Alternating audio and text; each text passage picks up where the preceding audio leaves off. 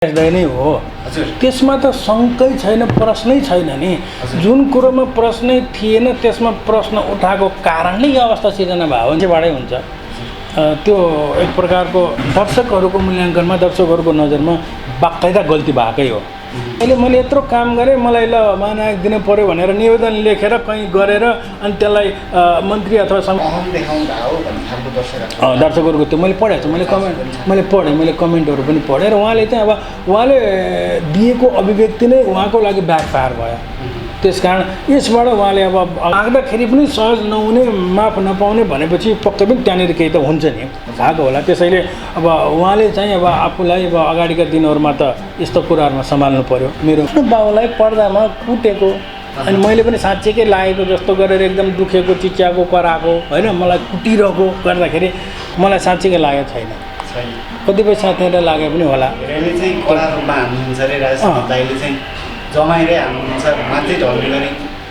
होइन मतलब हान्दाखेरि लाग्यो यो फलाउनु भनेर देखाउन पाएँ भनेदेखि मेरो चलचित्र चल्छ, मेरो लगानी उठ्छ भन्ने उहाँहरूलाई विश्वास हुन्छ। त्यस कारण उहाँले चलचित्र बनाउनुहुन्छ।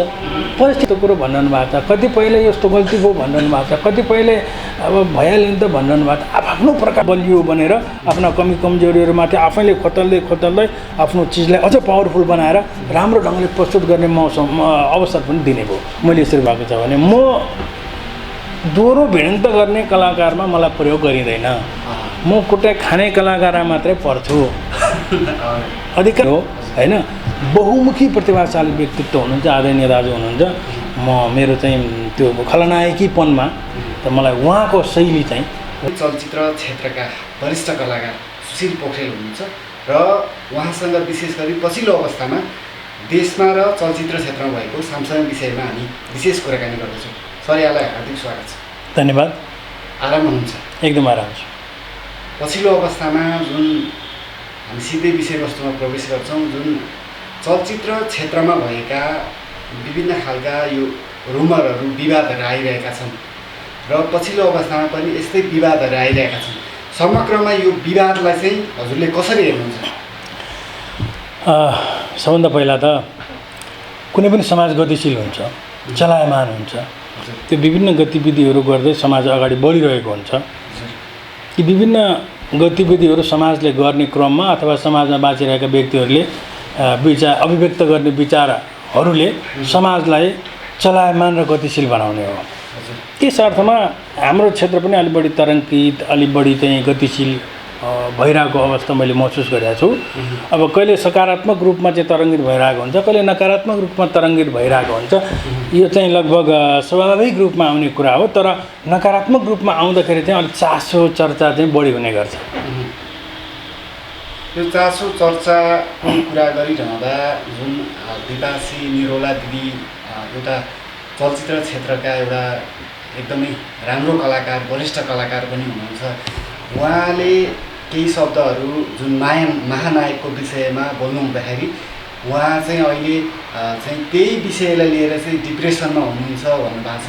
त्यो सँगै महानायक विवाद पनि यत्तिकै चुलिरहेको छ। यसलाई कसरी लिनुहुन्छ? तपाईँले भनेको जस्तै अहिले यो एक प्रकारको विवादै छ, विवादै हो। विचार अभिव्यक्त गर्ने क्रममा जुन प्रकारले दिवाश्री निरौलाको अभिव्यक्ति आयो, त्यो अभिव्यक्तिप्रति विशेष गरी धेरै दर्शकहरूले आपत्ति जनाउनु हो र त्यसैको प्रतिक्रिया स्वरूप आजको अवस्था हो। भनेपछि दिपाश्री निरौला दिदी चाहिँ अहिले चाहिँ जुन चाहिँ उहाँ डिप्रेसनमा हुनुहुन्छ भन्नुभएको छ नि, यो साँचो हो कि के हो, के बुझ्नु? यस्तो मेरो उहाँसँग त्यति कुराकानी, दोहोरो भेटघाट भइराख्दैन। चलचित्रको विभिन्न कार्यक्रम अथवा चलचित्र गर्ने क्रममा भेट हुने हो। त्यसकारण अहिले नै तत्काल व्यक्तिगत रूपमा मैले त्यस्तो उहाँसँग सम्पर्क पनि नभएको कारणले ठ्याक्क यस्तै भनेर म भन्न सक्दिनँ। तर जुन प्रकारको परिस्थिति सिर्जना भइरहेको छ, सायद त्यो उहाँले पनि परिकल्पना गर्नुभएको थिएन होला। अप्रत्याशित रूपमा यस्तो प्रकारको परिस्थिति आउँदाखेरि निश्चित रूपमा डिप्रेसन भन्दा पनि उहाँलाई कुनै न कुनै रूपमा अलिकता असहज चाहिँ महसुस भएको हुनुपर्छ, मलाई त्यस्तो लाग्छ। भनेपछि जुन किसिमले उहाँ अहिले यो एउटा विवादमा तानिनु भएको छ, उहाँलाई पनि एउटा प्रश्न चिन्ह उठाइएको छ। यो सँगै महानायक विवादले पनि अलिकति चर्चा पाइरहेछ पछिल्लो अवस्थामा र हजुर एउटा हिजोको दिनमा सबै कलाकारसँग चाहिँ एउटा फिल्महरूमा खेल्नु भएको एउटा राम्रो कलाकार वरिष्ठ कलाकार हुनुहुन्छ त्यो भएको हिसाबले चाहिँ तपाईँले चाहिँ महानायक चाहिँ कसलाई मान्नुहुन्छ त्यसो हो भने भन्ने नै होइन, महानायक राजेश दाइ नै हो। हजुर त्यसमा त शङ्कै छैन, प्रश्नै छैन नि। जुन कुरोमा प्रश्नै थिएन त्यसमा प्रश्न उठाएको कारणले यो अवस्था सिर्जना भयो नि त। हामी सबैले बुझे त्यही होइन। अहिलेको परिस्थिति महानायकमाथि प्रश्न उठेको कारणले प्रश्न उठाएको कुरामाथि नै प्रश्न उठायो त नि अहिलेको अवस्था भनेको। त्यस कारण तैँले कसलाई मान्छस् भन्ने कुरो होइन। राजेश दाइलाई स्वाभाविक रूपमा नेपालमा चाहिँ नि चलचित्र जगतमा जुन प्रकारको नायकत्व उहाँले चाहिँ ग्रहण गरेर करिब 2 दशकभन्दा लामो समय उहाँले चलचित्र क्षेत्रलाई काँधमा बोकेर आउनुभयो। त्यो हिसाबले उहाँको योगदानको हिसाबले र उहाँले जनताको माझमा अथवा दर्शकको मनमुटुमा जुन प्रकारको छाप छोड्नुभयो त्यो छाप नै महानायक बनेर दर्शकहरूको मनबाट आइरहेको हो। त्यस कारण त्यो कसैले मैले पहिला पनि भन्ने गर्थेँ, राजेश दाइले मैले यत्रो काम गरेँ मलाई ल महानायक दिनु पऱ्यो भनेर निवेदन लेखेर कहीँ गरेर अनि त्यसलाई मन्त्री अथवा समेत कतैबाट चाहिँ नि प्रुफ गरेर ल यो दिनु भनेर दिएको चिज होइन के। त्यस कारण अब यो उहाँले काम गर्दै जाँदाखेरि दर्शकहरूले अब चलचित्र क्षेत्रमा सम्बन्धित व्यक्तित्वहरूले आफ्नो प्रकारले उहाँलाई त्यो लेभलमा राखेर हेर्नुभयो। अनि त्यही क्रमशः अहिले चल्दै आइरहेको उहाँलाई महानायकको रूपमा नेपाली चलचित्र जगतले स्वीकार गरेरै आइरहेको अवस्था हो। भनेपछि केही कलाकारहरूले चाहिँ त्यो मान्न चाहिँ तयार नहुनुको कारण चाहिँ के पाउनुपर्छ? केही कलाकारहरू भन्दा पनि त्यो त उहाँको व्यक्तिगत विचार हो। उहाँलाई त्यस्तो लाग्यो त्यो त उहाँलाई नै सोध्नुपर्छ। उहाँको कुरो त मैले कसरी भन्न सक्छु र। तर मैले भन्दाखेरि म प्रश्न भन्छु, म क्लियर छ, मलाई कुनै दुविधा छैन, एक रौँ पनि छिस्को जति पनि दुविधा छैन। मैले राजेश दाइको धेरै चलचित्रमा राजेश दाइसँग काम गर्ने मौका पाएको छु र उहाँ त्यति चर्चित भएका कारणले उहाँ नायक भएको चलचित्र यति चल्थ्यो त्यसमा खेल्ने जो पनि हिट हुन्थ्यो। उहाँको कारणले फिल्म हेर्न आउँथे र अनि नचिनेको कलाकार पनि चिनिँदै जान्थे। किनभने म सुरुमा चलचित्र खेल्दाखेरि म चिनिएको थिइनँ नि, तर त्यो चलचित्रमा राजेश दाइ हुनुहुन्थ्यो। त्यस कारण राजेश दाइको फ्यानहरूले त्यो चलचित्र हेर्न आउँदाखेरि मलाई पनि देख्नुभयो। अनि राजेश दाइलाई हेर्न आएका कारणले म पनि चिनिने मौका पाएँ र अहिले पछिल्लो पुस्तामा पनि त्यही हो। त्यही प्रकारको एउटा सिलसिला अगाडि बढेर जाने हो। एउटा कसैले चाहिँ नि चलचित्र क्षेत्रमा दर्शकहरूको माया अत्यधिक बटुलेर बजारमा बाँच्न सफल हुने चलचित्र दिन्छ, उसको नामबाट चलचित्र चल्छ भन्ने विश्वास हुन्छ र चल्छ पनि। र ऊ एकजनालाई अगाडि सारेर चलचित्र निर्माण गरिन्छ, प्रदर्शनमा ल्याइन्छ। जस्तो पोलिटिकल पार्टीहरूले पनि त हाम्रो प्रधानमन्त्री फलानु हुनुहुन्छ होला भनेर चुनावमा जान्छन् नि त। हो त्यसै गरी कुनै एउटा लोकप्रिय व्यक्तिलाई अगाडि सारेर चुनावमा जाँदाखेरि उहाँ व्यक्तिले पनि जित्नुहुन्छ र त्यो पार्टीले विजय हासिल गरेर सरकार बनाउँछ भन्ने अवधारणाले उहाँले काम गरिरहनु भएको छ। भनेपछि हाम्रो चलचित्र जगतमा पनि एकदम प्रसिद्ध दर्शकहरूले मन पराएको कोही कलाकार नायक हुनुहुन्छ भने उहाँलाई लिएर चलचित्र बनाउन पाएर मेरो हिरो फलानु भनेर देखाउन पाएँ भनेदेखि मेरो चलचित्र चल्छ, मेरो लगानी उठ्छ भन्ने उहाँहरूलाई विश्वास हुन्छ। त्यस कारण उहाँले चलचित्र बनाउनुहुन्छ। परिस्थिति त त्यही हो नि। परिस्थिति परिवर्तन हुँदैछ, त्यो भएको हिसाबले अब नयाँ कलाकारहरू पनि त्यसरी नै उदयमान हुँदै हुन्छ। त्यो भएको हिसाबले राजेश हमाल दाइले चाहिँ कसरी चिन्नुहुन्छ व्यक्तिगत रूपमा? होइन, व्यक्तिगत रूपमा त उहाँ एकजना राम्रो मान्छे हो। उहाँले कसैको कुबलो चिताएको त्यस्तो चिताएको मैले काम गर्ने क्रममा त्यो अनुभव गरेको छैन। र उहाँ अलिक सहयोगी हुनुहुन्थ्यो। उहाँसँग चाहिँ काम गर्दाखेरि मलाई चाहिँ सजिलो हुन्थ्यो। इन्टेलिजेन्ट भन्नुहुन्छ धेरैजनाले, बाकाइदा हो नै त्यही हो। शिक्षित, पढे लेखेको, एकजना इन्टेलिजेन्ट जिम्मेदार मान्छे, आफ्नो पेसाप्रति इमान्दार, आफ्नो काममा कटिबद्ध भएर लाग्ने। उहाँले त्यो प्रुफ गरेर पनि देखाउनु भयो। र उद्योगले मात्रै होइन, उद्योगले भन्नाले सम्पूर्ण दर्शकहरूले पनि उहाँलाई त्यही रूपमा देख्नुभयो, त्यही रूपमा हेर्नुभयो र सबैले स्वीकार गरेको कुरा हो त्यो। एउटा खलनायक हुनुहुन्छ, एउटा एकदम चलेको खलनायक साथै वरिष्ठ कलाकार हुनुहुन्छ।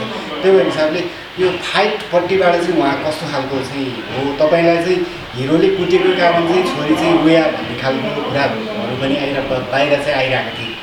त्यो भएको हिसाबले फाइटिङको हिसाबले कतिको फाइट खेल्न चाहिँ कडा हो? यस्तो छोरीको रुवाई अलग कुरा हो। आफ्नो आमालाई, आफ्नो बाउलाई कसैले पर्दामै सही, केटाकेटीलाई त त्यो पर्दा हो, त्यो चाहिँ कथा लेखेर गएर अभिनय गरेको भन्ने त थाहा हुन्न नि। त्यस कारण आफ्नो बाउलाई पर्दामा कुटेको, अनि मैले पनि साँच्चैकै लागेको जस्तो गरेर एकदम दुखेको चिच्याएको कराएको होइन मलाई कुटिरहेको गर्दाखेरि सन्तानलाई बाउप्रति त्यो प्रकारको एउटा जागेर भावना जागेर अनि आफ्नो बाउलाई पिट्ने मान्छेलाई ऊदेखि ऊप्रति अब एउटा बच्चाले सानो केटाकेटीलाई तोते बोली बोल्ने बच्चाले आक्रोश व्यक्त गर्नु त्यो अलग कुरा हो। त्यो एउटा एक हिसाबले बाल मनोविज्ञानको चाहिँ एउटा असर हो त्यो होइन। उसको बाल मनोविज्ञानमा आफ्नो बाउलाई कुट्यो भन्ने पर्यो। अब त्यो अहिले ठुलो भइसके पछाडि ऊ आफै हाँस्यो त्यो सुनेर होइन। अब बच्चा बेला त्यस्तो भन्ने त्यो बेग्लै कुरा हो, त्यो अलग कुरा हो। तर अब चलचित्रमा राजेश दाईको एक्सन पार्ट पनि राम्रै हुन्थ्यो। एक्सनकै कारणले पनि राजेश दाईको चाहिँ अब सबैजनाले राजेश दाईको नाम नभनिकन राजेश दाईलाई चिन्नु पऱ्यो भने हे गरेको वाला एक्सनसँग रिलेटेड त्यो एउटा गेस्चर नै काफी थियो। भनेपछि अब एक्सनको लागि त नकुटिकनै परैबाट यस्तो गरेर हे गरेको उहाँको त्यो गर्जनै मान्छेहरूलाई काफी हुन्थ्यो दर्शकहरूलाई। भनेपछि उहाँको त सफलताको एउटा श्रेय त्यो पनि हो नि। भनेपछि हजुरले नि कुटाइ खानु भएको छ राजेश दाईबाट चाहिँ? चलचित्रमा नक्कली कुटाइ चाहिँ खाएको छु। साँच्चीकै मलाई चाहिँ राजेश दाईको त्यो प्रहार मलाई साँच्चीकै लागेको छैन। कतिपय साथीहरूलाई लागे पनि होला। धेरै चाहिँ कला रूपमा हान्नुहुन्छ अरे राजेश दाईले चाहिँ जमाइरै हान्नुहुन्छ मान्छे ढल्ने गरी भन्नुहुन्छ नि होइन। मतलब हान्दाखेरि लाग्न सक्छ, लाग्दाखेरि अब त्यो जोरदार पर्दाखेरि ढल्न पनि सकिन्छ। त्यो त स्वाभाविक हो। खेल्दाखेरि त्यस्तो हुन्छ। कतिपय अवस्थामा त्यो द्वन्द्वको दृश्यमा काम गर्दाखेरि दुईटाको एक आपसको त्यो सामञ्जस्यता नमिलेर त्यहाँनिर अलिकता एक ठाउँमा त एक सेकेन्ड मात्र पनि तलमाथि भइदियो भने ठ्याक्कै लागेर घाउचोट लाग्न सक्छ, दुर्घटना हुनसक्छ। यो चाहिँ संसारभरि नै चलचित्र उद्योगले स्वीकार्ने कुरा हो। यो यस्तो हुन्छ काम गर्दाखेरि बाई मिस्टेक मानवीय त्रुटिहरू कतिपय कुराहरू मनोगत रूपमा मान्छेलाई कतिपय कुराले असर गरेको कुराहरू तत्काल रूपमा उसले तुरुन्त डिसिसन गर्न नसक्दाखेरि त्यहाँनिर हुनसक्ने कतिपय त्यस्ता घटनाहरू हुनसक्छन्, घटिदिन्छन्। त्यो बेग्लै कुरा हो।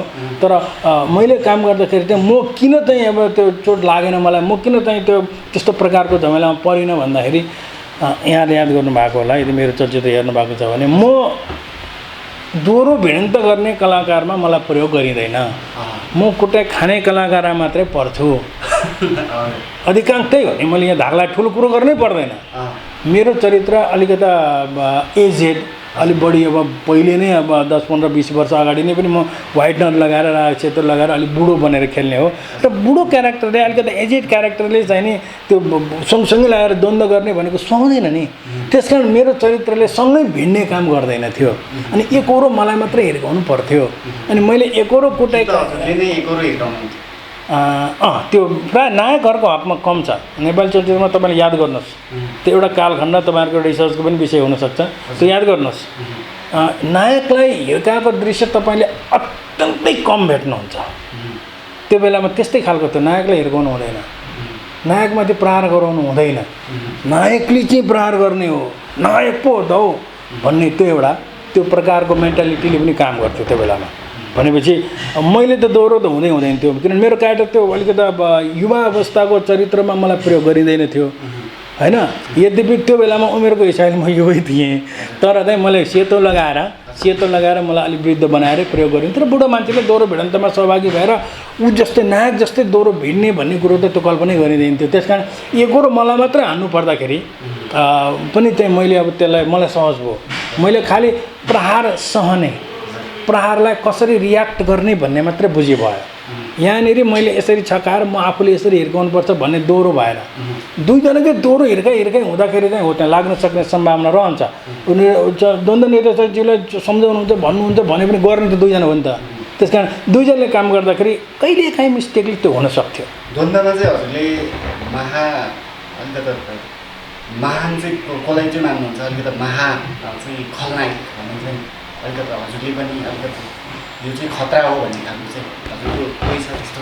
यहाँ म मुकुन्द श्रेष्ठ दाई, म त मुकुन्द श्रेष्ठ दाई जो आज उहाँको चलचित्र देखाइरहेको छैन, उहाँले काम गरिरहनु भएको छैन, ज्ञाप हुनुहुन्छ। तर मुकुन्द श्रेष्ठ दाईको अभिनय मलाई असाध्यै राम्रो लाग्छ। म इज्जत गर्छु, उहाँको सम्मान गर्छु र उहाँको काम भएको चलचित्रहरूमा मैले हेरेर मैले अझै पनि केही सिक्न सकिन्छ कि भनेर म त्यो अझै पनि उहाँको चलचित्रलाई मैले केवल चलचित्रको रूपमा हेर्दिनँ, पुस्तकको रूपमा हेर्छु। र त्यसबाट चाहिँ पक्कै पनि केही सिक्न पाइन्छ है, केही हुन्छ, उहाँले केही दिनुहुन्छ भन्ने मलाई विश्वास छ। किनभने उहाँ साह्रै माझिएको साह्रै राम्रो कलाकार पनि हो, उहाँ निर्देशक पनि हो होइन, बहुमुखी प्रतिभाशाली व्यक्तित्व हुनुहुन्छ, आदरणीय दाजु हुनुहुन्छ। मेरो चाहिँ त्यो खलनायकीपनमा त मलाई उहाँको शैली चाहिँ, उहाँको अभिनय शैली चाहिँ मलाई असाध्यै मनपर्छ। लगभग अन्त्यमा छौँ सर, र विशेष गरी कोभिड-19ले विश्वमा नै एक खालको चाहिँ पेन्डेमिक अवस्था छ, विश्व नै अहिले अलिकति धराशायी अवस्था छ। त्यो भएको कारणले चाहिँ नेपाली फिल्म क्षेत्रमा चाहिँ कस्तो प्रभाव परेको पाउनु भएको छ? अब कसरी चल्छ होला नेपाली फिल्म क्षेत्रको ट्रेन्ड चाहिँ कसरी चल्ला होला? निश्चित रूपमा फिल्म मात्रै भन्दा पनि सम्पूर्ण क्षेत्र नै अड्किएको छ होइन, भाइहरूको राज्यको सम्पूर्ण क्षेत्र नै अड्केको छ। अत्यावश्यक सेवा बाहेक अन्य सबै कुरालाई त एक प्रकारले कानुनी रूपमै बन्देजी लगाएको अवस्था हो नि त, बन्दाबन्दी भनेको छ, लकडाउन भनेको छ। त्यसकारण यो अवस्थामा सबै क्षेत्रमा प्रभाव पर्यो, र कतिपय क्षेत्र यस्तो हुन्छ खुलेपछि त्यो सामान्य भएर जान्छ, खुलेपछि सामान्य हुन्छ। किनभने हाम्रो अत्यावश्यक आधारभूत आवश्यकताका कतिपय यस्ता कुराहरू हुन्छन् जुन कुरोहरू जस्तो अवस्था आए पनि त्यो चल्नुपर्छ, त्यसलाई चलाएर लैजानुपर्छ। तर अब एउटा मान्छेको चाहिँ त्यो के भन्छ आधारभूत आवश्यकताको मस्लोको एउटा सिद्धान्त छ कि आधारभूत आवश्यकताको एउटा हायरार्की छ क्या, उहाँले 1 2 3 4 भन्ने एउटा सिद्धान्त प्रतिपादन गर्नुभएको छ। त्यसमा यो मनोरञ्जनको विषय चाहिँ सबभन्दा पछाडि आउँदो रहेछ कि मनोरञ्जनको विषय चाहिँ सबैभन्दा आधारभूत आवश्यकताको सूचीमा सम्पूर्ण अन्य आधारभूत आवश्यकताहरू सम्पूर्ण परिपूर्ति भइसके पछाडि बल्ल यो मनोरञ्जनको कुराहरू जोडिन आउँदो रहेछ। त्यसकारण यो हाम्रो खुल्ने हाम्रो आउने भनेको सबैभन्दा पछाडि आउने चिज भएको हुनाले सबैभन्दा त मैले देखेको अब त्यो बेलासम्म जो कुन बेला चलचित्र उद्योग पूर्ण रूपमा खुल्छ, खुले पनि दर्शकहरू कहिलेदेखि हलमा आउँछन्, यो कुरोलाई समेत मध्यनजर राखेर मान्छेहरूले अब यो लाइन खोइ हो कहिलेसम्म हो के हो कसो हो भनेर कतिपय मान्छेहरू सम्भवतः पेसा परिवर्तन पनि गर्न सक्नुहुन्छ होला मेरो अनुमान। तर कतिपय मान्छेहरू यसलाई चाहिँ अब अप्ठ्यारो भयो असहज भयो भनेर चाहिँ एकदम त्यो लुकेर नबसेर मानसिक रूपमा कमजोर महसुस गरेर नबसेर उहाँहरू चाहिँ यो बेलालाई चाहिँ विषयहरू खोज्ने, स्क्रिप्टिङ गर्ने र पछिको लागि सहज भइसकेपछि काम गर्नको लागि एउटा सहज वातावरण काम गर्नको लागि एउटा आफ्नो चिज बनाएर तयार बनाएर टेबलमा गर्नुपर्ने काम जति त्यो गरेर राखेर अब हुन्छ भनेपछि त्यसरी निस्किने तयारीमा पनि हुनुहुन्छ होला। त्यसकारण यो परिस्थितिले मान्छेलाई कतिपयलाई चाहिँ अब नकारात्मक रूपमै बिगारेर दायाँमा लगाइदिनु पनि सक्ने भयो मेरो मूल्याङ्कनमा, र कतिपयलाई अझ सजग अझ बलियो भनेर आफ्ना कमी कमजोरीहरूमाथि आफैले खोतल्दै आफ्नो चिजलाई अझ पावरफुल बनाएर राम्रो ढङ्गले प्रस्तुत गर्ने अवसर पनि दिने भयो। मैले यसरी बुझाएको छु यसलाई। पक्कै पनि जाँदा जाँदै अन्त्यमा चाहिँ जुन दिपासी निरौला हाम्रै दिदीबहिनी हुनुहुन्छ, हाम्रै चाहिँ कलाकार हुनुहुन्छ, त्यो भएको हिसाबले उहाँलाई पनि कुनै समय उहाँले मिस्टेक बोल्नुभयो होला, तर पनि हाम्रै चाहिँ एउटा कलाकार हुनुहुन्छ, त्यो भएको हिसाबले चाहिँ हजुरले दिपासी निरौलालाई चाहिँ के भन्न चाहनुहुन्छ अन्त्यमा? अब मैले भन्ने कुरा त्यस्तो विशेष केही पनि छैन, म त्यस्तो के भन्ने सम्झाउने आधिकारिक व्यक्ति त होइन, तै पनि तपाईँ सोधिहाल्नुभयो। सोधेपछि मलाई ठिक छ, मलाई लागेको कुरा चाहिँ अब म गल्ती मान्छेबाटै हुन्छ, त्यो एक प्रकारको दर्शकहरूको मूल्याङ्कनमा दर्शकहरूको नजरमा बाकाइदा गल्ती भएकै हो। दर्शकहरूले जुन प्रकारले रियाक्ट गरिराख्नु भएको छ त्यो कुरोलाई चाहिँ अब दर्शकहरूले एकदमै गल्ती नै भनेर देखाउनु भयो। त्यो गल्ती देखाएको कारणले गर्दाखेरि उहाँ अनि अगाडि बिचमा एकचोटि मैले कतै यो सामाजिक सञ्जालमा पढेको थिएँ, माफी मागेको पनि मैले पढेको थिएँ। भनेपछि उहाँले माफी पनि मागिसकेको, तर माफी मागिसक्दाखेरि पनि त्यति सहजै माफी चाहिँ नदिएको भन्ने आशयका त्यही त त्यसका मतलब माफी माग्दाखेरि पनि सहज नहुने, माफ नपाउने भनेपछि पक्कै पनि त्यहाँनिर केही त हुन्छ नि भएको होला। त्यसैले अब उहाँले चाहिँ अब आफूलाई अब अगाडिका दिनहरूमा त यस्तो कुराहरूमा सम्हाल्नु पर्यो। मेरो आफ्नो बुझाइ चाहिँ यस्ता कुराहरूमा सम्हाल्नु पर्यो। आफूलाई कतिपय कुरा मनमा लागेका कुराहरू अत्यन्तै सही छन् ठिक छन् भन्दै पनि मान्छेहरूले चाहिँ नि त्यो भन्नु नमिल्ने हुँदो रहेछ। सबै कुरो भनिन्छ, सबै कुरो सही कुरा बोलिन्छ अथवा गलत कुरा भनिन्छ, कहिलेकाहीँ झुकिएर, कहिलेकाहीँ आफूलाई एकदम सही लागेको कुरा पनि बोलिन्छ, तर त्यसको चाहिँ असर आफैलाई हुँदो रहेछ। त्यो अलिकति प्रत्युत्पादक हुँदो रहेछ। आफूले भनेको कुरोलाई आफूलाई ब्याक फायर हुँदो रहेछ भन्ने कुरो उहाँले यसबाट पक्कै पनि लेसन लिनुभयो होला। उहाँले अहम देखाउँदा हो भन्ने खालको दर्शकहरू दर्शकहरूको त्यो मैले पढेको छु, मैले कमेन्टहरू पनि पढेँ र उहाँले चाहिँ अब उहाँले दिएको अभिव्यक्ति नै उहाँको लागि ब्याकफायर भयो। त्यसकारण यसबाट उहाँले अब अगाडिको दिन अब अहिले त जे भयो भयो, यो कुरो अब कुन रूपमा कसरी अगाडि बढेर कहाँ पुग्छ के हुन्छ यो त धमाधम अहिलेको यो सङ्क्रमण काल नै छ, यो त सिद्धिएको छैन होइन। अब यसले एउटा निकास लिएला पक्कै पनि। अब एउटा व्यक्तिको पछाडि यो समाज पनि कति दिन दौडिने र, तर समाजले उसलाई सचेत चाहिँ गराएको हो, यस्तो गर्नु हुँदैन। अब सबैले स्वीकारेको सर्वमान्य कुरामा विमति राख्दाखेरि अलि असहज हुँदो रहेछ भन्ने कुरो पक्कै पनि उहाँले सिक्नुभयो होला।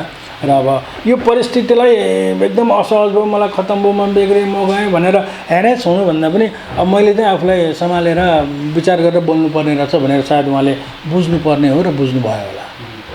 जाँदा जाँदा अन्त्यमा आम दर्शक श्रोताहरूलाई के भन्न चाहनुहुन्छ?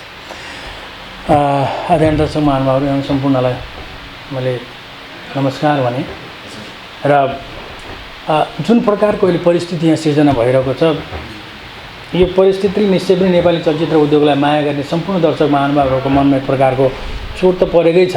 यो कतिपयले के उठाए यस्तो कुरो भनिरहनु भएको छ, कतिपयले यस्तो गल्ती भयो भनिरहनु भएको छ, कतिपयले अब भइहाल्यो नि त भनिरहनु भएको छ। आफ्नो प्रकारको सबैको विचार हुन्छ, सबैको एउटा टिका टिप्पणी मूल्याङ्कन छ, यहाँले आफ्नो किसिमले मूल्याङ्कन गरिराख्नु भएकै छ। र अब हामी चलचित्र कर्मीहरूले पनि आफूलाई लागेको, आफूलाई देखेको कुराहरू, आफूले बुझेको कुराहरू यसै गरी विभिन्न प्लेटफर्महरू मार्फत यसरी अब प्रस्तुत भइरहेछौँ, भनिरहेछौँ। र अब एकजना व्यक्तिले भनेको कुरालाई लिएर जुन प्रकारले अहिले यत्रो यो चलचित्र उद्योगमा यो एक प्रकारको एउटा ठुलो विषय, ठुलो इस्यु बनेर आएको छ। अब यसलाई अब यहाँहरूले नै आफ्नो विचार राखेर यो यत्रो ठुलो भएको हो, होइन भनेदेखि 2-4 जना चलचित्र कर्मीले बोलेकै मात्र कारणले उहाँहरूले मात्रै गर्दाखेरि चाहिँ ठुलो हुँदैन थियो। उहाँहरू कलाकारहरू ठुलो हुने, कलाकारहरूलाई ठुलो बनाउने भनेको दर्शक तपाईँहरूले नै हो।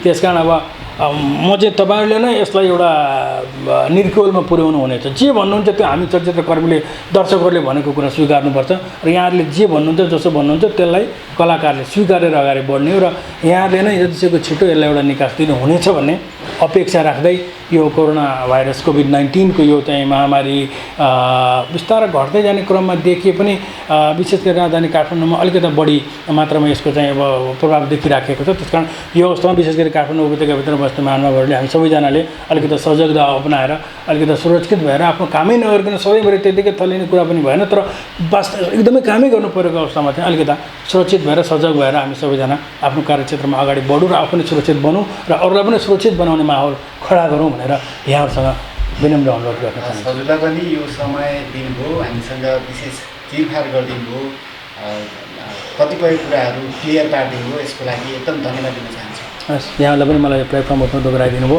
अब मेरो विचार राख्ने अवसर दिनुभयो, यसको लागि यहाँहरू टिमलाई म धन्यवाद दिन्छु। धन्यवाद सर।